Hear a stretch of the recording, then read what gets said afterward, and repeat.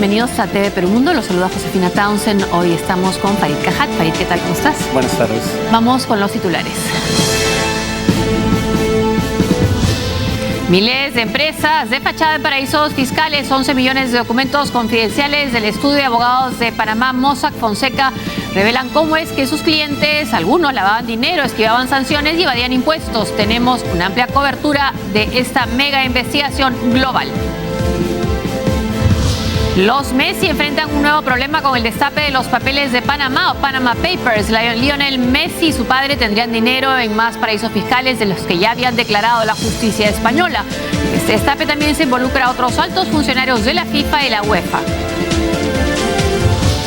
Dilma Rousseff rechaza las presiones para renunciar. Esta semana es decisiva en el Brasil para el proceso político que deberá enfrentar la presidenta mientras continúa buscando aliados para mantenerse en el poder.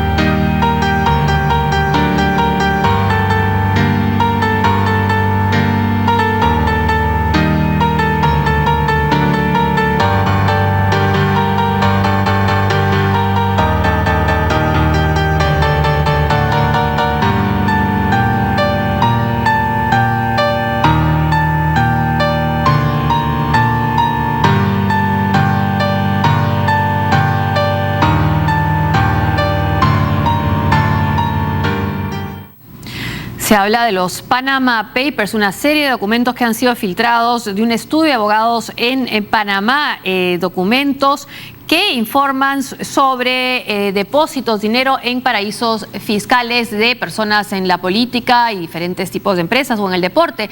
En la lista de clientes de la empresa Mossack figuran personajes de todo el mundo, entre ellos peruanos, también varios políticos latinoamericanos que registran millonarios ingresos económicos.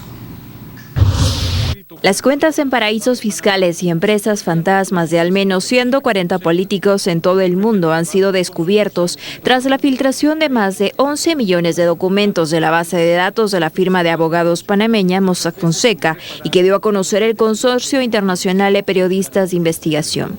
Uno de los primeros en verse salpicado con este escándalo ha sido el actual presidente de Argentina, Mauricio Macri, y sus antecesores Néstor y Cristina Kirchner.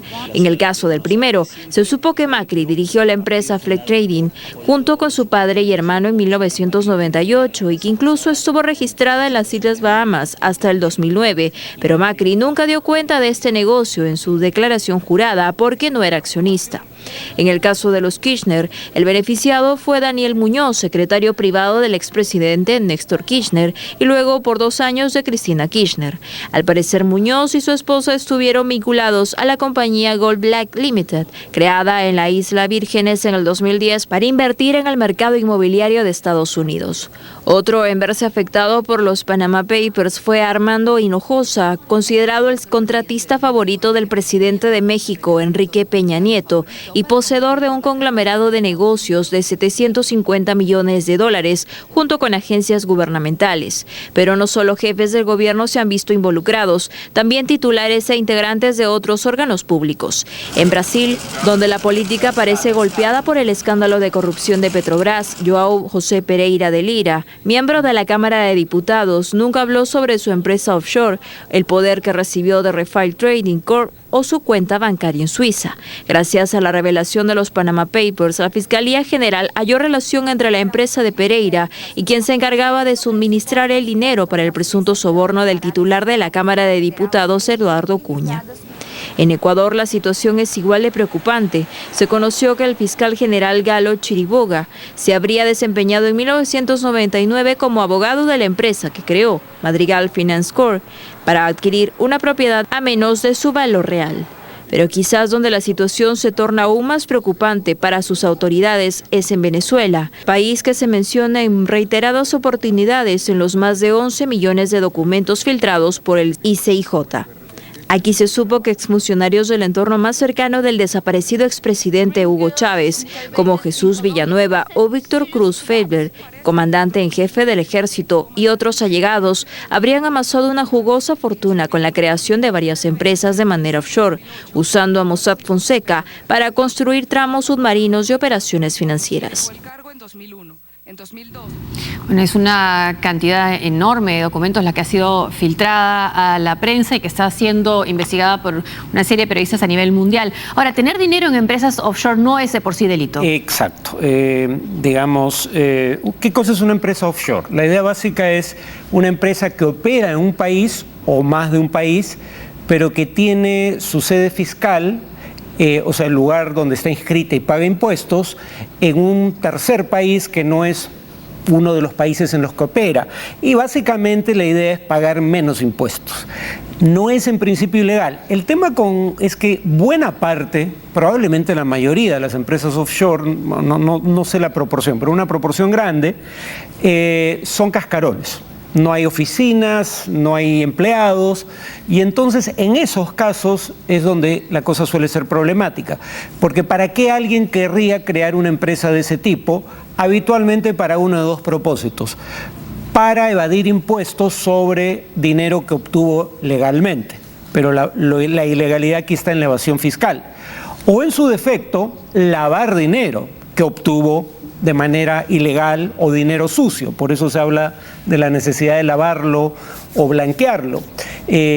Por ejemplo, dinero obtenido de corrupción o de narcotráfico se blanquea a través de estas empresas offshore. Entonces, la presunción es que buena parte de las empresas offshore que ayudó a crear para clientes de bancos con los que trabajaba este estudio de abogados son de este segundo tipo, que para evasión tributaria o para blanqueo de dinero.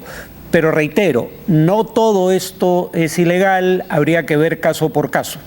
Bueno, y uno de los casos que también va a tener que ver la justicia de nuestro país es el caso también de cuentas que se ha encontrado a nombre de Jaime Yoshiyama, político vinculado al fujimorismo, y también de su sobrino.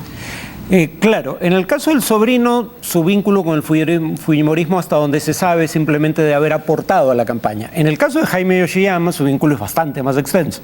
Aporta a la campaña de este año, no solo aportó en el 2011, sino que fue director de la campaña, jefe de campaña, fue ministro del gobierno de Fujimori, fue secretario general del partido fujimorista ahora llamado Fuerza Popular. Entonces el caso de Yoshiyama es un caso muy cercano.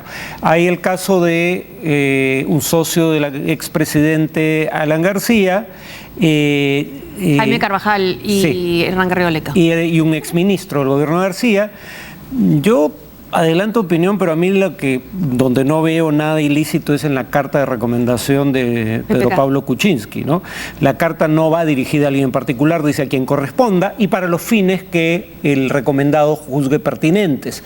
Más allá de recomendar a Pardo Mesones, él no parece tener ninguna actividad vinculada a ese estudio de abogados en Panamá ni a ninguna empresa offshore.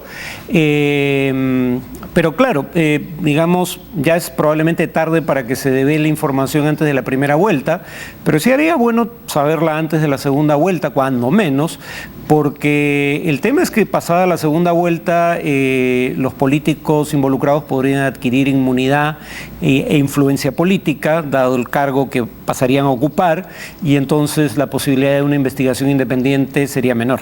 De hecho, ya en Argentina, por ejemplo, la oposición, incluso Massa, está demandando que hubiera una presentación de Mauricio Macri en cadena explicando esta presencia de una empresa vinculada a su familia y él como director por un tiempo, ¿no? Sí, él ha dicho que primero todo esto ocurrió antes de que él estuviera metido en política, así que incluso en la presunción de que hubiera algo ilegal no son fondos públicos, eso parece ser cierto.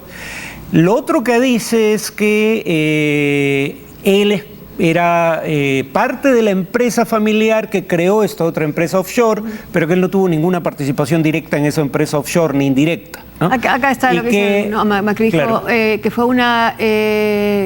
No se puede leer ahí bien, una operación legal de su padre. Además, recordar que bueno, es una de las grandes fortunas de la Argentina también, ¿no? Sí, sin embargo, el tema clave sigue siendo hay que investigar. Sí. Hay que recordar que en el caso peruano Hay países que ya han iniciado investigaciones por los vínculos entre la política nacional y el escándalo de Lavallato en Brasil. Claro. Acá está, y por ejemplo, Cunha, ¿no? Está mencionado, el presidente de la Cámara de Diputados del Brasil, y hay una demanda por información, ¿no? de la oposición y de la prensa a los políticos.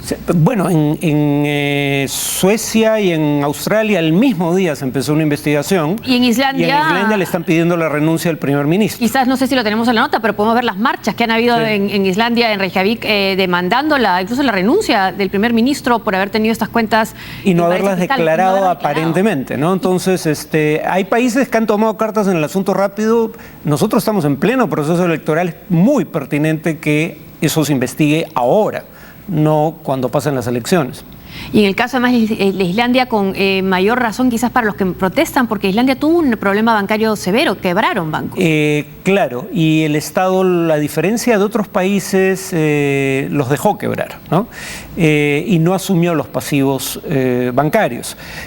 Cada país manejó ese tipo de crisis de manera diferente. En el caso de Suecia, el Estado estatizó los bancos, ¿no?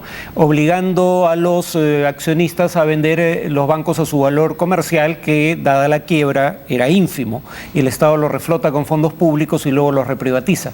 Y acá está la indignación en Islandia, ¿no? Protestan y piden renuncia al primer ministro en Islandia. Una plaza llena de gente. Esa es una de las reacciones, y sobre todo agravada por lo que comentabas, ¿no? Que los bancos no tuvieron ningún tipo de ayuda ahí. No, en el caso de Islandia no, y algunos banqueros fueron presos por maniobras dolosas con el manejo de los fondos, ¿no? Además, ¿cómo demuestras una confianza en tu sistema financiero si el propio primer ministro manda su plata fuera? Claro, bueno, y además en el caso de los bancos comerciales lo que hay que tener en cuenta es, si fuera una empresa que pierde su dinero, en fin, pero los bancos comerciales generalmente trabajan con depósitos de los ahorristas. Están ahí, y entonces cuando malversan dinero ajeno, no suyo. Mossack Fonseca, como hemos dicho, se llama el estudio de abogados radicado en Panamá, que se dedica a la asesoría comercial, financiera y legal de empresas offshore a nivel mundial. Sus registros, 11 millones de documentos.